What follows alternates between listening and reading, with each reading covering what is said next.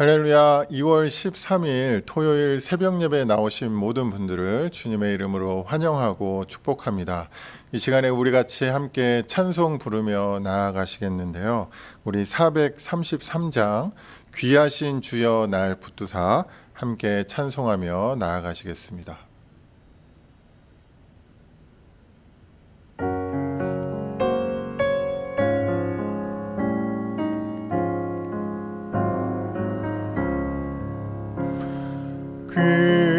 귀하신 주여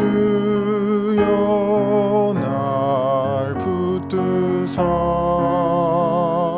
주께로 날마다 더 가까이 저 하늘 나라 올라가 구주의 품 안에 늘 안기어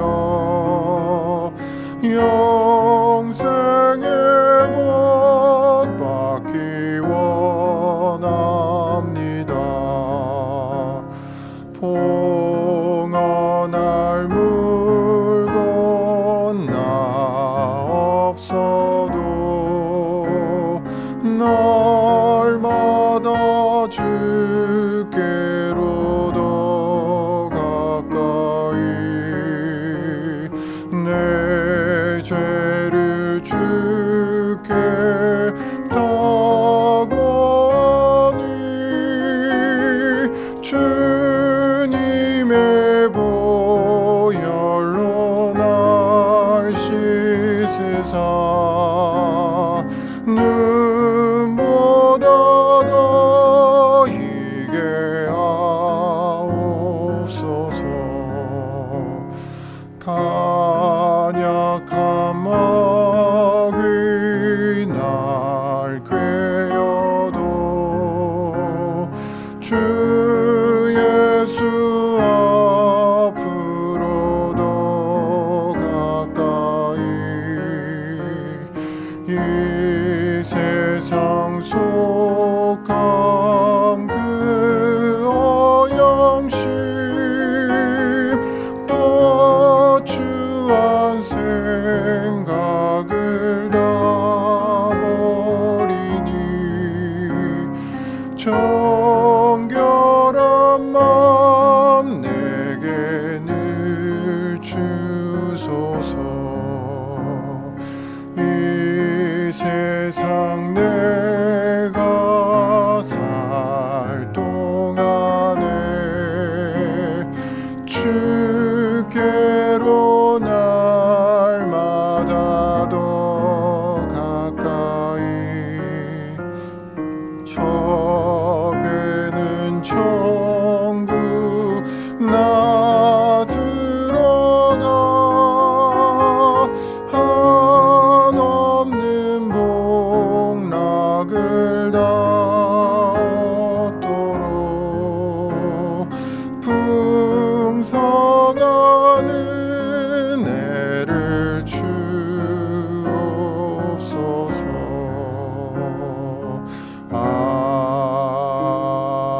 아멘.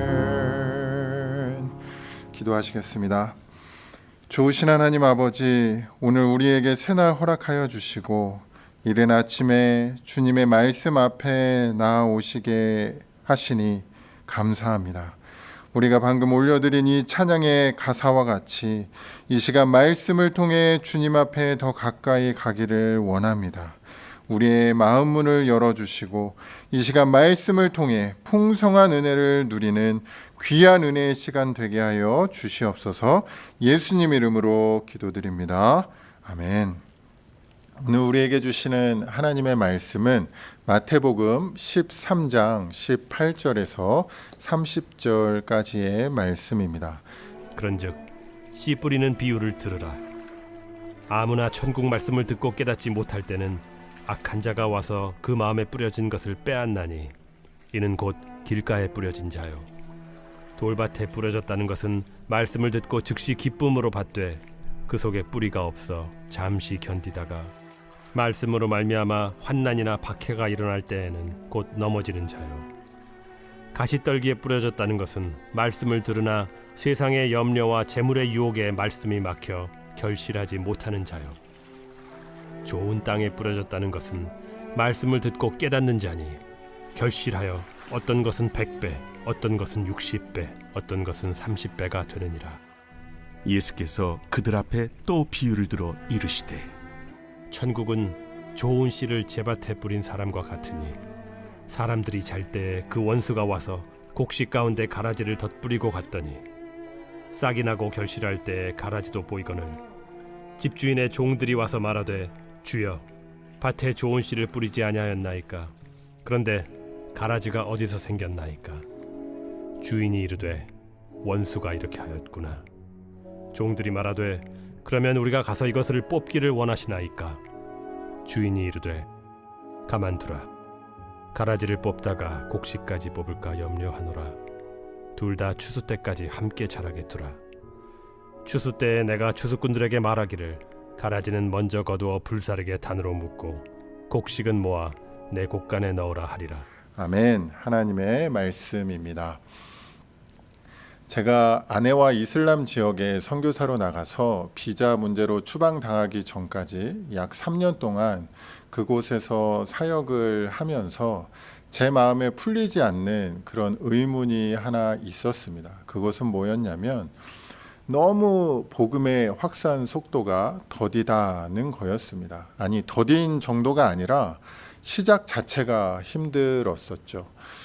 저희가 3년 동안 그곳에서 많은 사역들을 했지만 결과적으로 저희는 한 가정 전도하는데 모든 에너지를 부었다고 할 수 있거든요. 그런데 그 한 가정조차 저희가 그 땅에 있는 동안에 그들이 복음을 받아들이지 않았습니다. 물론 저희가 그곳을 떠난 후에 1년 뒤에 그 가정이 예수님을 영접했다는 소식을 멀리서 듣기는 했지만 아무리 그래도 수많은 기도가 있었고 또 파송교회와 동역자님들의 중보기도가 있었는데 왜 이렇게 더딜까? 아무리 계산기를 두드려 봐도 이건 너무 비효율적인 사역인 것 같았거든요.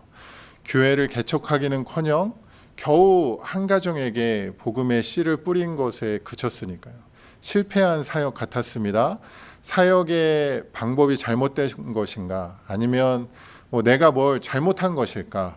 아무리 그래도 저는 연약하지만 주님은 강하지 않는가? 말씀의 능력을 왜 저들은 경험하지 못하는 걸까? 주님이 저들을 사랑하지 않는 것인가? 비행기를 타고 한국으로 돌아오는 그 길에 정말 5만 가지 생각이 다 들었던 것 같습니다. 오늘 본문에서 예수님의 제자들도 예수님의 사역에 동참해 오면서 이와 같은 비슷한 고민과 의문들이 그 안에 있었던 것 같습니다. 예수님께서 이렇게 많은 기적과 놀라운 능력을 보이시며 하나님 나라에 대한 명쾌한 가르침을 주시는데 왜 예수님을 따르는 그 제자들이 오히려 더 많아지고 사역이 점점 더 확장되어 가는 그런 느낌이 아니라 오히려 정반대의 느낌이 들까? 예수님께서 선포하시는 하나님의 나라가 점점 커지고 성장하는 느낌이 아니라 오히려 축소되고 퇴보하는 느낌이 들까? 바리새인들과 서기관은 여전히 자신들과 예수님을 공격하고 있고 또 점점 그 적대감은 커져만 가고 있는 이런 분위기 속에서 제자들은 이런 고민들이 있었던 것 같습니다.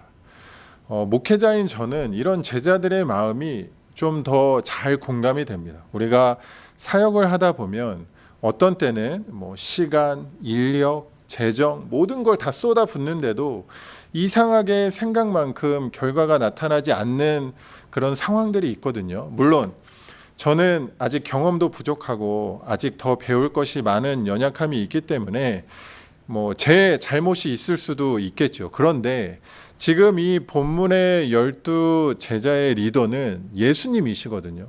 하나님의 아들이시고 오랫동안 기다려온 메시아이신 예수 그리스도이신데 지금 이 돌아가는 상황이 생각하는 것보다 이게 잘 안 되는 것 같다는 생각을 충분히 할 수 있었을 것 같습니다.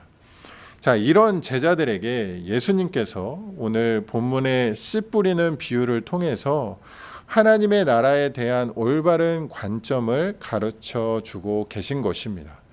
하나님 나라의 속성이 어떠하고 예수님을 통해 하나님 나라가 도래했지만 왜 이 땅에는 여전히 하나님 나라의 소식을 들은 사람들에게는 이런 반응밖에 나오지 않는 것인지를 설명해 주고 계시는 것이죠.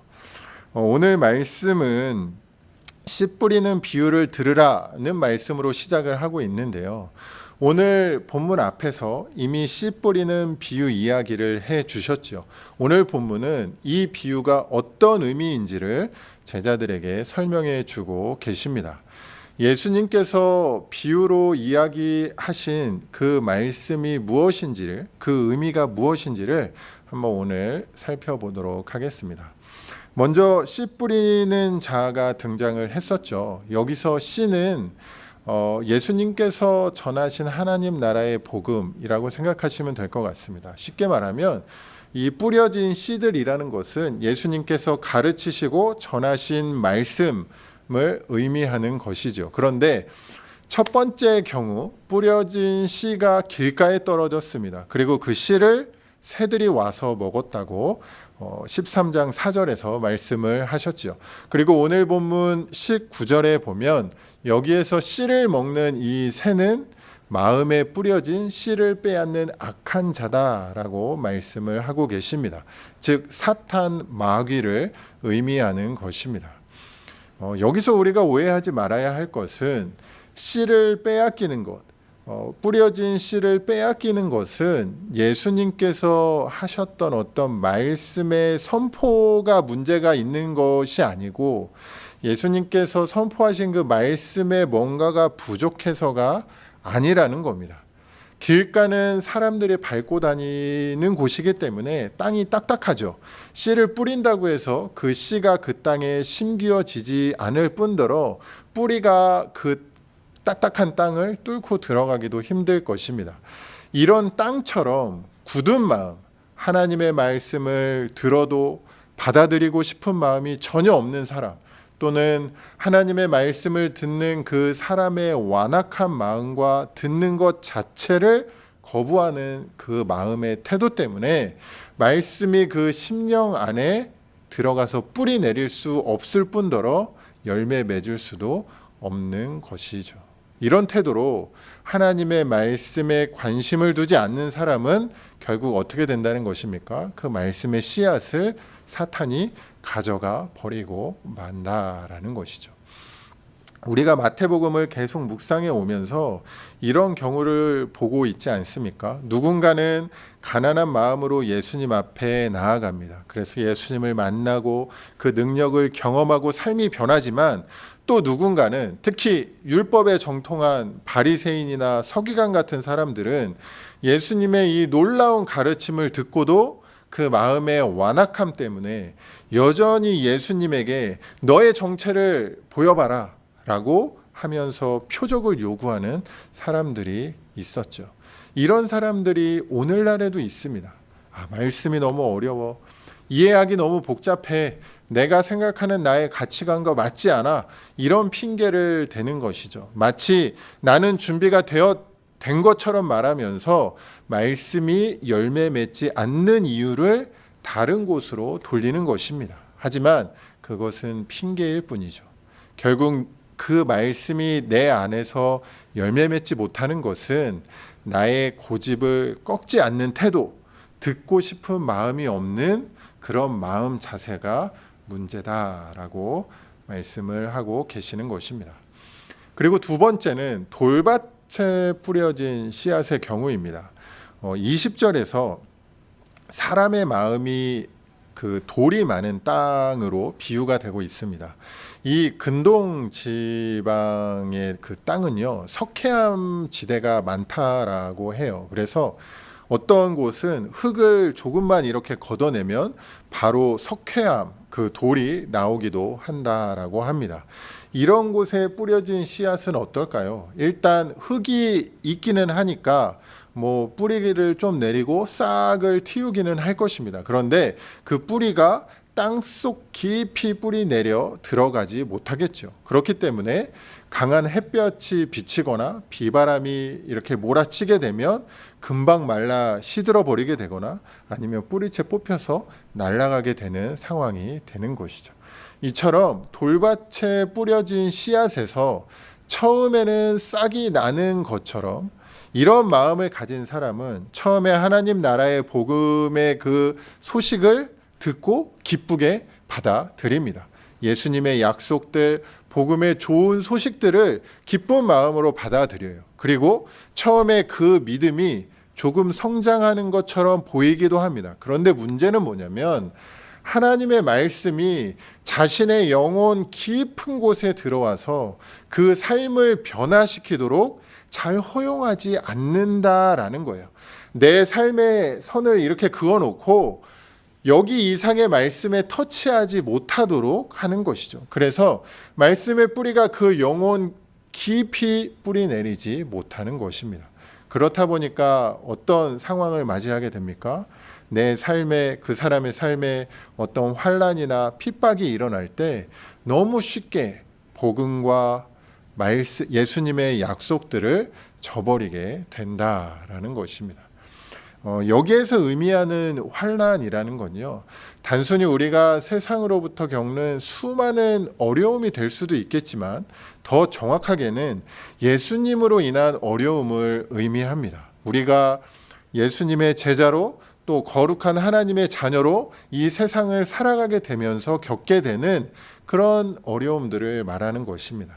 결국 말씀으로 잠시 기쁨을 경험하고 예수님을 따르는 것처럼 보이기는 하지만 예수님으로 인해 겪게 되는 또 다른 시련을 만났을 때 믿음이 더 연단되고 더 강해지는 것이 아니라 반대로 예수님으로 인해 무너지고 그 믿음은 곧 시들어져 버린다라는 것입니다.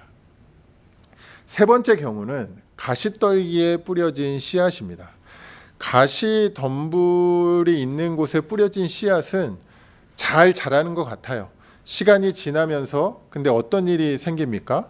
가시떨기가 햇볕을 가리고 성장을 방해하는 것처럼 어떤 장애물이 그 씨앗이 싹을 틔우고 자라나는 그 장애물의 영향으로 인해서 성장이 막힌다라는 것이죠. 그래서 결국 좋은 결실로 맺어지지 않는 경우를 말합니다.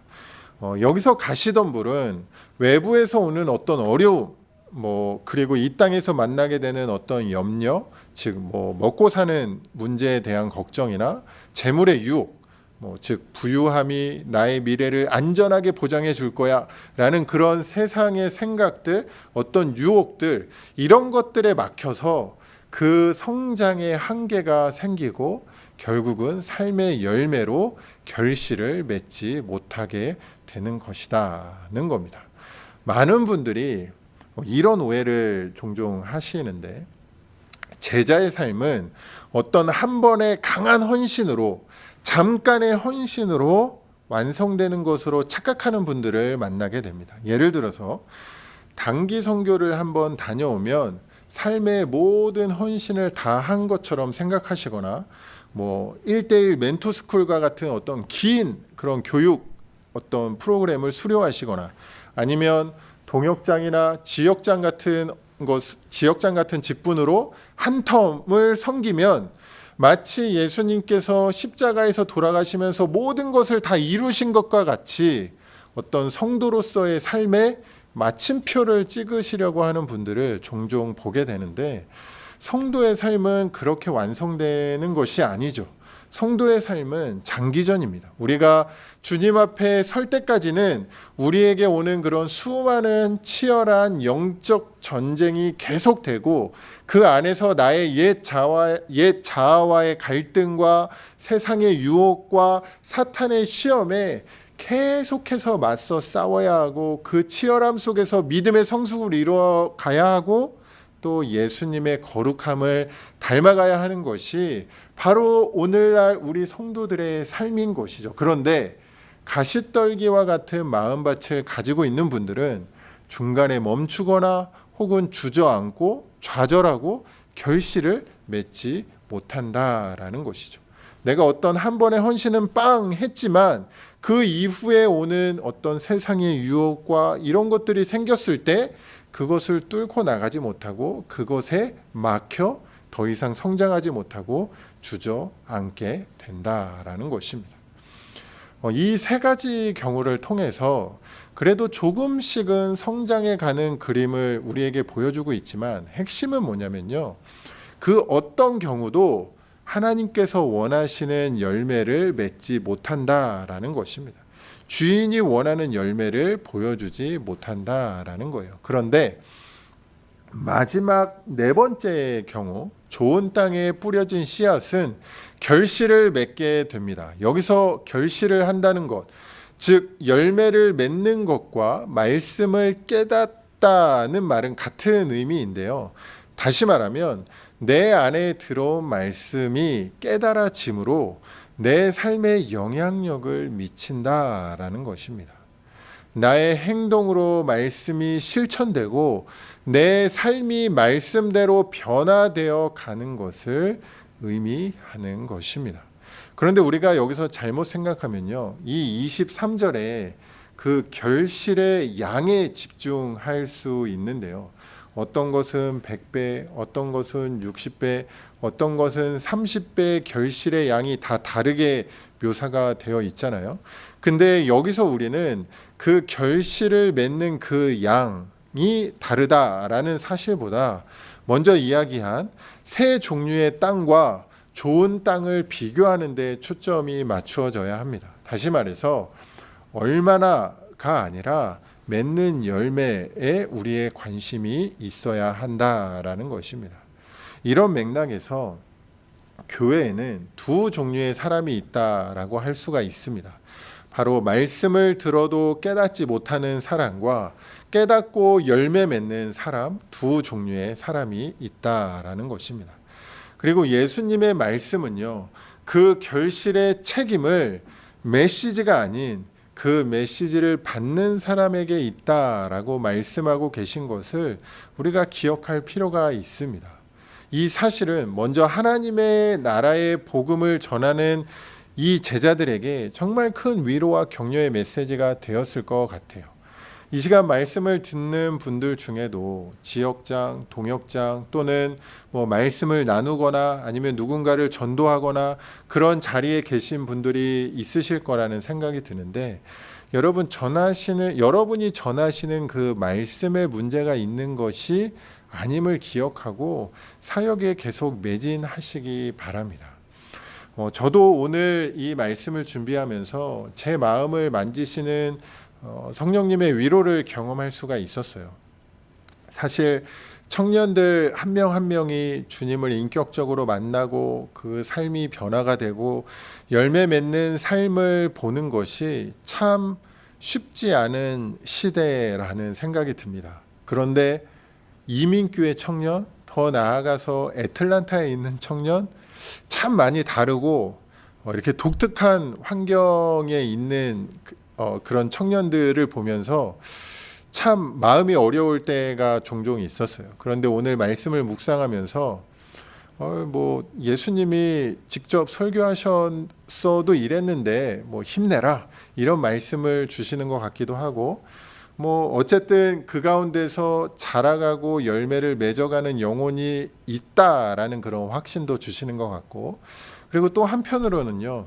그래도 예수님은 이 당시에 이렇게 직접 대면으로 설교하시고 사역하셨는데 요즘 저희는 비대면을 하고 있으니까 이 정도면 잘하고 있는 거 아닌가라는 그런 어떤 마음의 위로도 주시는 것 같고 그랬습니다.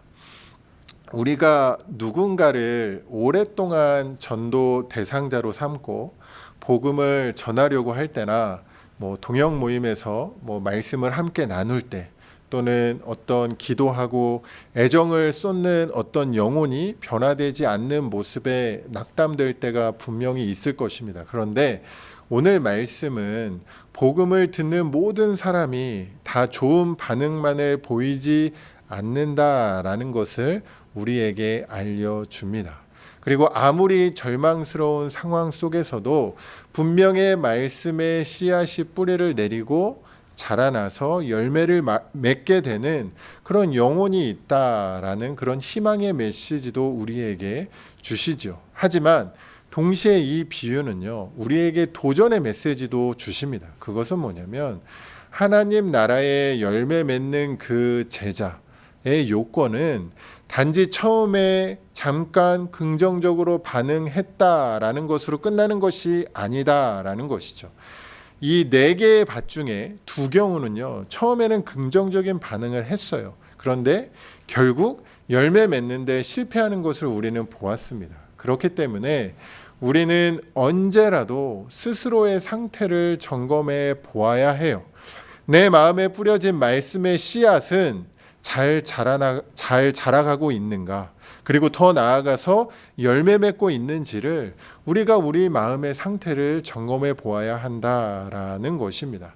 혹시 내 마음의 상태가 장애물에 막혀서 말씀이 내 삶에 온전히 드러나고 있지 못하고 있지는 않은지, 혹은 외부에서 오는 어떤 어려움이 또는 내가 내려놓아야 할 것을 내려놓지 못함으로 내 믿음의 수준이 더 자라지 못하고 있지는 않은지, 혹은 내 마음이 아예 말씀 앞에 문을 걸어 잠궈 놓고 있지는 않은지 우리는 우리의 마음을 점검해 보아야 한다라는 것이죠. 24절 이하에서는 예수님께서 다시 한번 비유를 통해 하나님 나라에 대한 가르침을 주고 계십니다. 이 내용은 가라지 비유라는 이름으로 우리에게 많이 알려져 있죠. 비유의 내용은 무엇입니까? 좋은 씨를 뿌려놓은 땅에 원수가 와서 가라지를 몰래 뿌려놓고 갑니다. 그런데 시간이 지나면서 그 싹과 함께 가라지가 자라는 것을 그 밭의 종들이 발견하게 돼요. 그래서 깜짝 놀란 그 집 주인의 종들이 심지도 않은 그 가라지를 보고서는 놀라서 주인에게 보고를 합니다. 그리고 이 가라지를 뽑아 버릴까요? 라고 주인에게 묻죠. 근데 주인이 뭐라고 대답합니까? 뽑지 말고 그냥 추수 때까지 두라는 말씀을 합니다. 이 비유의 핵심이자 우리가 기억해야 할 2가지가 있는데, 그 중에 하나는 뭐냐면 좋은 밭에 가라지가 섞여 있다라는 사실입니다. 여기서 밭이라는 이 배경은요, 이 세상이 될 수도 있고 또 교회가 될 수도 있고 또 하나님의 자녀가 속해 있는 그 어떤 공동체가 될 수도 있습니다.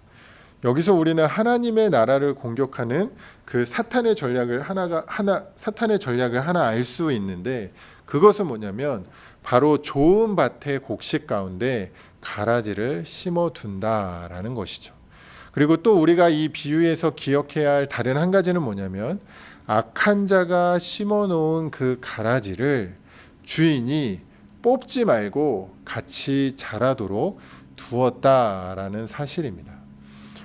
사실 실제로 농사를 지을 때요, 이 가라지를 뽑는 것은 당연한 조치라고 합니다. 왜냐하면 어차피 이 가라지는요, 독이 있어서 식용으로 먹을 수 없기 때문에 그래요. 하지만 오늘 이 비유의 주인이신 주님은 그것을 그냥 두라고 말씀을 하십니다. 이것은 우리가 상식적인 원리를 완전히 뒤집는 것이죠. 그런데도 그냥 두라라고 말씀하시는 이유는 무엇입니까? 바로 가라지를 뽑다가 멀쩡한 곡식까지 뽑힐 위험이 있기 때문입니다. 실제로 가라지는요, 함께 자라는 그 곡식의 그 뿌리를 감고 자란다라고 해요. 그러니까 그 옆에 온전한 곡식이 있으면 그 곡식의 뿌리를 감으면서 이 가라지도 자라나는 거죠. 그렇기 때문에 겉모양만 보고 그냥 가라지를 구분해서 뽑다가는 아무리 주의를 기울인다 해도 어쩔 수 없이 멀쩡한 곡식도 함께 뽑는 실수를 할 수밖에 없다라고 합니다. 따라서 가라지를 뭐 다 뽑아버릴 경우에 결과적으로 밭에 먼저 자라고 있던 그 곡식의 수확량은 좀 늘어날지 모르지만 이 때문에 멀쩡한 곡식들이 손상을 입을 위험도 함께 있다라는 것이죠. 우리는 여기서 이 밭의 주인이 곡식 전체의 수확량보다는 그 심기워진 곡식 하나하나의 안전에 더 초점을 맞추고 있다는 것을 우리는 볼 수가 있습니다. 우리가 신앙생활을 하다 보면요, 이해되지 않는 것 중에 하나가 뭐냐면 왜 하나님께서 악인을 그냥 보고만 계시고 아무렇지 않게 그냥 놔두시는가에 대한 것입니다. 뭐 우리가 많이 양보해서 세상 속에 악인이 존재하는 건요, 그래도 좀 납득이 돼요. 그런데 종종 교회 안에서도 이런 자들을 그냥 가만 두고 계시는 것은 참 우리가 납득하기 어렵습니다. 그런데 여기서 우리가 기억해야 할 것이 하나 있는데 그것이 뭐냐면 바로 밭의 주인이신 하나님의 마음입니다. 하나님에게 이 하나님 나라의 이 악인들은요, 이 가라지와 같은 존재들은 별로 중요한 존재가 아닌 거예요. 우리 주님은요, 건강한 곡식 하나하나를 무수히 많은 가라지보다 훨씬 더 중요하게 여기시는 것입니다. 세상 사람들의 관심은 결과적으로 수확을 얼마나 많이 하는가에 있을지 몰라도 우리 아버지 되시는 하나님의 관심은 자신의 백성 한 명 한 명의 안전과 보호에 더 초점이 맞추어져 있다라는 것입니다. 그래서 그냥 함께 두어라 라고 말씀하시는 거죠. 그게 언제까지입니까? 바로 추수할 때까지입니다. 여기에서 추수는 심판의 의미가 있는데요, 추수 때가 되면 가라지는 명확하게 구분이 된다고 하십니다. 그것은 바로 곡식의 모양과 열매 때문에 그래요.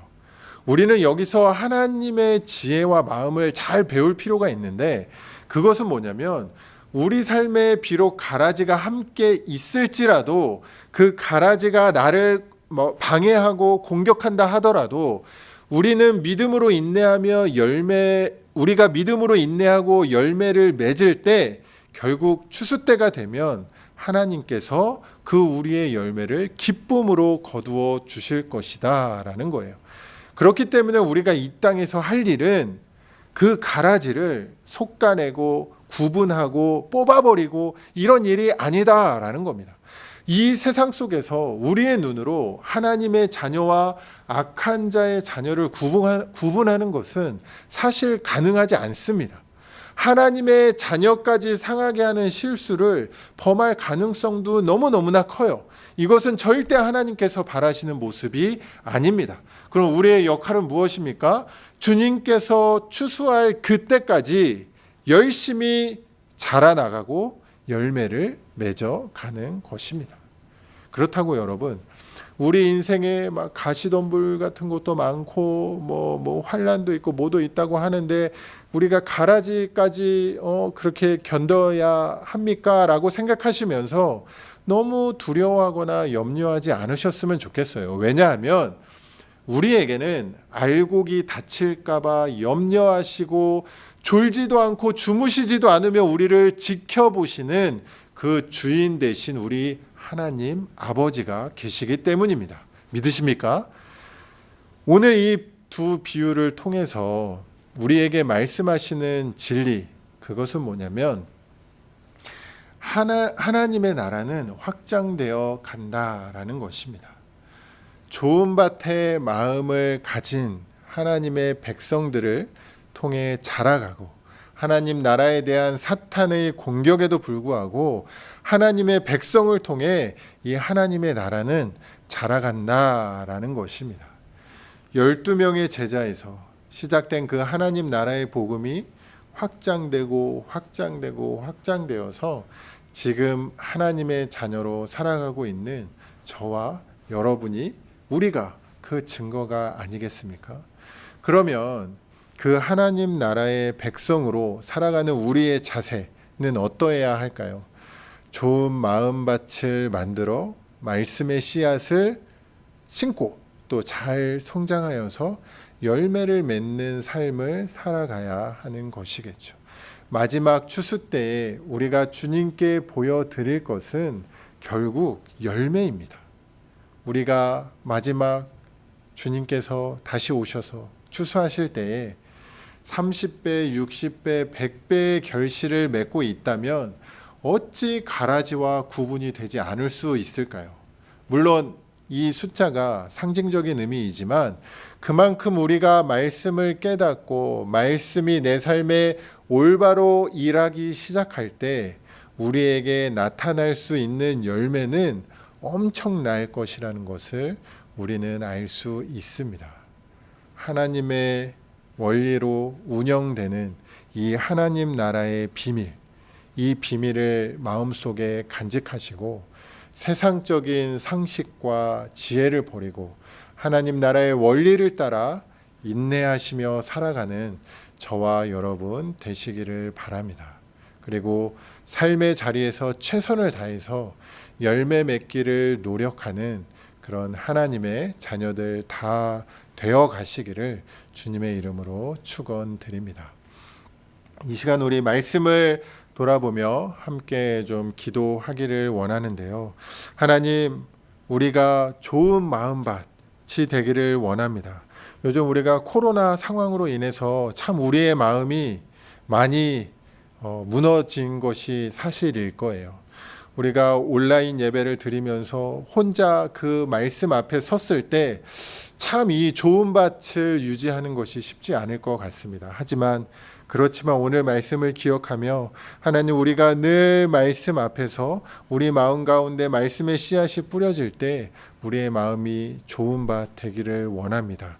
우리의 마음밭을 좋은 밭으로 만들어 주시옵소서라고 기도하시며 나아갔으면 좋겠고, 그리고 또 우리가 신앙생활하는 그 어느 곳에든지 가라지가 있을 수 있지만 그 가라지 때문에 상처받고 힘들어하고 그렇게 내 마음이 절망되고 좌절되고 그렇게 무너져 가는 것이 아니라 오히려 그 가라지를 우리 옆에 두시는 그 하나님의 마음을 이해하고 그 하나님의 마음을 기억하고 혹시 행여나 내 마음이 다칠까 염려하며 나를 지켜보시는 그 주님의 마음을 기억하고 그 주님의 마음을 바라보고 그 주님의 마음을 붙드는 그런 우리 모두 되게 해달라고 우리 같이 한번 말씀을 기억하시면서 우리 기도하며 나아가도록 하겠습니다. 기도하시겠습니다. 하나님 아버지, 오늘 말씀을 통하여서 하나님, 우리의 마음밭이 어떤 마음밭인지 하나님 그 상태를 점검해 보기를 원합니다. 혹시 우리의 마음이 주님 앞에 우리의 마음의 문을 닫아놓고 하나님, 혹시 그 마음이 열매 맺지 못하는 이유를 다른 곳에 돌리고 있지는 않았습니까? 하나님, 혹시 내 마음밭이 하나님 돌밭에 뿌려진 그런 씨앗과 같지는, 그런 땅과 같지는 않았습니까? 돌밭과 같은 하나님, 그렇게 믿음이 얕은 깊이 뿌리 내리지 못하는 하나님 그런 마음밭은 아닙니까? 하나님, 또 우리의 마음밭이, 나의 마음밭이 이 세상에 오는 물질 앞에 무너지고 그 유혹에 넘어감으로 인하여서 열매 맺지 못하는 그런 마음밭은 아닙니까? 하나님, 우리의 마음밭이 모두 좋은 이 마음밭이 되기를 원합니다. 좋은 밭과 같은 이 마음이 되기를 원합니다. 30배, 60배, 100배의 결실을 맺는 하나님이 마음밭으로 우리에게 뿌려지는 그 말씀의 씨앗을 받기를 원합니다. 주님, 우리의 마음이 좋은 마음밭으로 준비되어질 수 있도록 성령님, 우리의 마음을 갈아엎어 주시고 늘 좋은 밭으로 준비되어서 우리의 마음밭에, 우리의 마음에 하나님의 말씀이 뿌려질 때, 말씀의 씨앗이 뿌려질 때 그 말씀이 내 삶을 뒤흔들고 내 골수를 쪼개고 또 역사하는 그런 말씀으로 내 삶의 말씀이 드러나는 하나님 그런 말씀의 능력을 경험하고 또 나의 삶이 그렇게 하나님께서 기뻐하시는 삶으로 변해져 가는 하나님 그렇게 30배 60배 100배의 결실을 맺는 하나님 그런 우리의 마음밭 상태가 될 수 있도록 주님 인도하여 주시옵소서. 하나님 그리고 또 우리 곁에 우리가 속해 있는 그런 공동체 가운데 가라지를 그냥 내버려 두시는 그 하나님 아버지의 마음을 오늘 말씀을 통해 봅니다.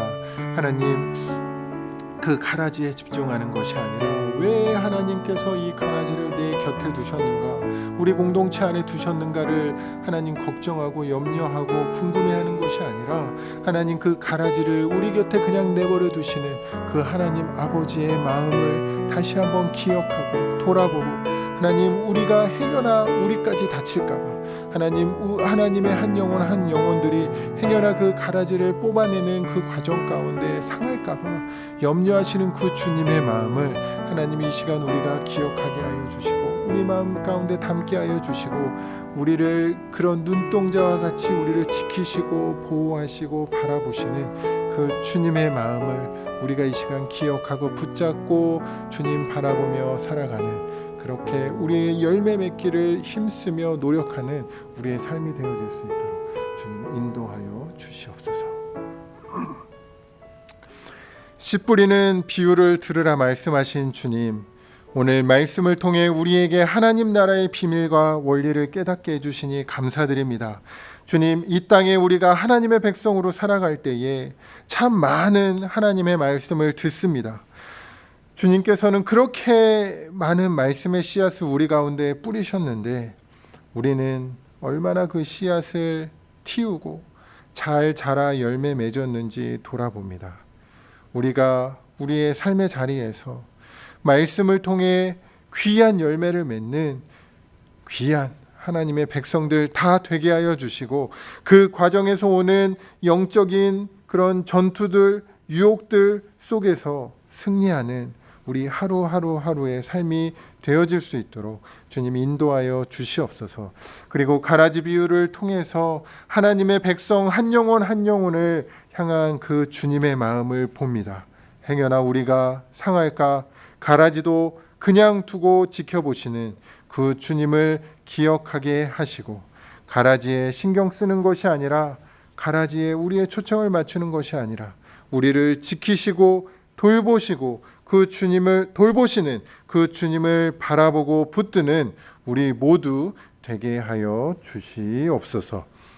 이제는 우리 주 예수 그리스도의 은혜와 하나님 아버지의 크신 사랑하심과 성령님의 감화감동 위로 교통하심이 우리에게 뿌려주신 그 말씀의 씨앗을 30배, 60배, 100배의 열매의 결실로 하나님을 기쁘시게 하는 그런 자녀 되기를 소원하는 이 시간 고개 숙인 모든 주의 자녀들 머리 위에 이제로부터 영원토록 함께 하시기를 간절히 축원하옵나이다. 아멘.